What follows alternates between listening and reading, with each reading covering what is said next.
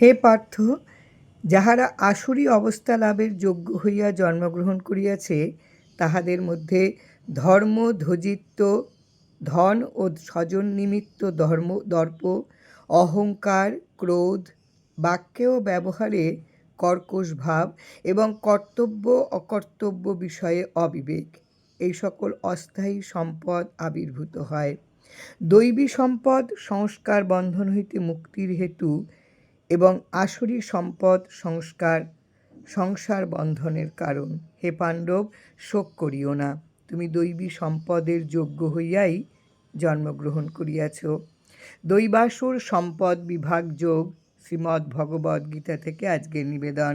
হে পার্থ, এই জগতের দেব স্বভাব ও অসুর স্বভাব, এই দুই প্রকার মানুষ সৃষ্ট হইয়াছে।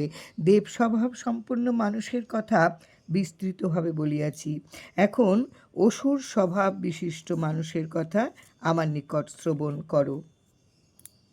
অসুর স্বভাব ব্যক্তিগণ ধর্ম বিষয়ে প্রবৃত্ত এবং অধর্ম বিষয় হইতে নিবৃত্ত হইতে জানে না।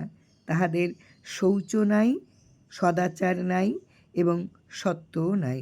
অসুর ভাব বিশিষ্ট ব্যক্তিগণ বলে, এই জগৎ সত্যশূন্য, ইহা ধর্মাধর্মের ব্যবস্থাহীন, ইহা কর্মফলদাতা ঈশ্বর নাই এবং কাম বশত স্ত্রী পুরুষের সংযোগেই ইহা উৎপন্ন। ইহার উৎপত্তির অদৃষ্ট ধর্মাদি অন্য কারণ নাই।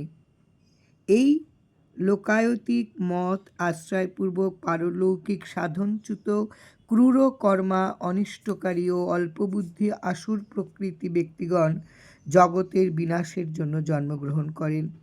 তাহাদের হৃদয় দুষ্পূরণীয় কামনায় বাসনায় পূর্ণ। দম্ভ, অভিমান ও মদ যুক্ত হইয়া অবিবেকবশত অশুভ নিচয় গ্রহণপূর্বক সেই অশুদ্ধ ব্রত ব্যক্তিগণ দূরদৃষ্ট উৎপাদক কর্মে প্রবৃত্ত হন। কামভোগী জীবনের পরম পুরুষার্থ।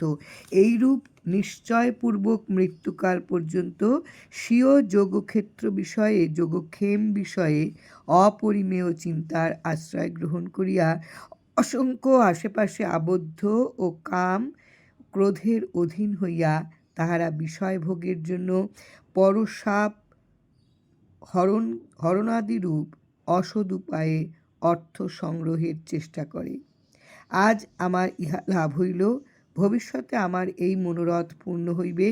এই ধন আমার আছে, ভবিষ্যতে এই ধন লাভ হবে। এই দুর্জয় শত্রু আমি নাশ করিয়াছি, অন্য তুচ্ছ শত্রু দলও নাশ করিব। আমি সকলের নিগ্রহে সমর্থ, আমি ভোগী, আমি পুরুষার্থ সম্পূর্ণ বলবান ও সুখী। আমি ধনী, আমি উচ্চ বংশজাত কুলীন, আমার সমান আর কে আছে? আমি যজ্ঞ করিব, দান করিব, আনন্দ করিব। এইরূপে অসুর স্বভাব ব্যক্তিগণ অবিবেক মুগ্ধ হয় এবং বহু সংকল্পে বিক্ষিপ্ত চিত্ত মোহজালে জড়িত ও বিষয়ভোগে আসক্ত হইয়া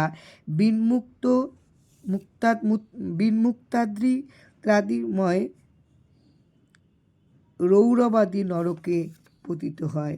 তাহারা আত্মশ্লাঘাদি বিশিষ্ট এবং ধন নির্মিত মান ও স্ফীত হইয়া দম্ভের সহিত শাস্ত্রবিধি লঙ্ঘনপূর্বক নামমাত্র যজ্ঞের অনুষ্ঠান করে। তাহারা সন্মার্গবর্তীদের গুণে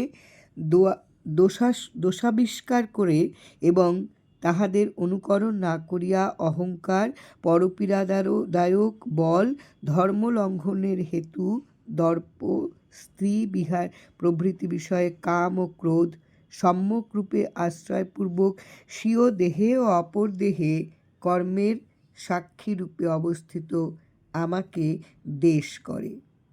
ধর্মাধর্ম ফল প্রদাতা আমি সন্মার্গ দেশপরায়ণ ক্রূর অশুভকারী নিকৃষ্ট নরগণকে অধর্ম দোষবশত এই নরকরূপ সংসার পথে সিংহ ব্যাঘ্রাদি আসুরজনিতে পুনঃ পুনঃ নিক্ষেপ করি। জয় রাম, জয় রাম।